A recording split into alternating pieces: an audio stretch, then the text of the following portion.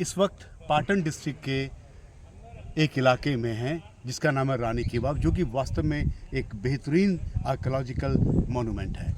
जहां हम खड़े हैं इसको सहस्त्रलिंग तालाब कहा जाता है और ये सर्कुलर स्ट्रक्चर दिख रहा है, एक तरह से एक पॉन्ड रहा होगा एक ज़माने में। सामने आपको कैविटी जो दिख रही है वो शायद एक स्लूइस गेट था। और इम्पॉर्टेंट बात यह है कि इसके ठीक पीछे सरस्वती रिवर है। सरस्वती रिवर वो रिवर नहीं है जिसको माइथोलॉजिकल सरस्वती कहते हैं, क्योंकि हिंदुस्तान में सरस्वती नाम बहुत सारी नदियों का दिया जाता है, क्योंकि इसको लोग नदियों की पूजा करते हैं।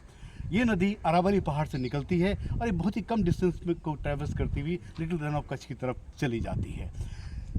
जब ये तालाब बना था तो उस टाइम में हम ये अनुमान लगा सकते हैं कि सरस्वती रिवर का जो हाइड्रोलॉजिकल डिस्चार्ज रहा होगा वो आज के बनस्पत काफ़ी अच्छा रहा होगा, सुदृढ़ रहा होगा। आज ये नदी कम्प्लीटली ड्राई है और कम्प्लीटली एफेमरल कैरेक्टर को लिए हुए है।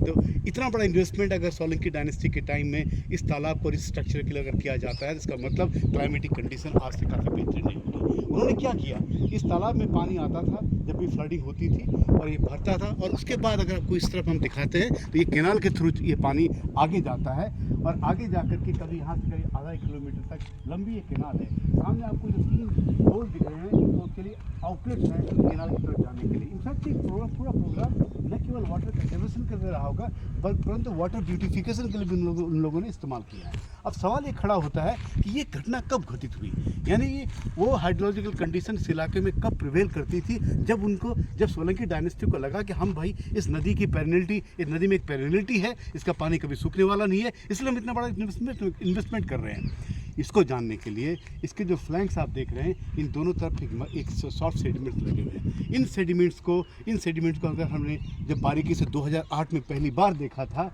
उस वक्त हमको पता चला कि ये एक्चुअली सेडिमेंट नॉर्मल सेडिमेंट नहीं है, ये सेडिमेंट फ्लड सीक्वेंसेस है। फ्लड सीक्वेंस का मतलब होता है जब भी कोई फ्लड घुसता है मेन रिवर से फ्लड प्लेन की तरफ, तो वहाँ पे सेडिमेंटेशन जिस ढंग से होता है वो पहले कोर्स ग्रेन बैठते हैं, फिर फाइन बैठते हैं, उसके बाद फाइनेस्ट ग्रेन बैठते हैं। तो यानी कि कोर्स, फाइन एंड फाइनेस्ट को लेकर के एक फ्लड कपलेट्स होते हैं।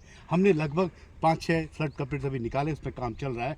Once we know the history of this floods, we may be able to tell you about the hydrological condition of the river, what was the forcing factor, why the floods were occurring, because this area is dominated by the Indian summer monsoon. Therefore, any inference we draw on the floods in this part which we call southern desert margin is going to give us the information about the climate variability and emergence and decline of the Solanki dynasty.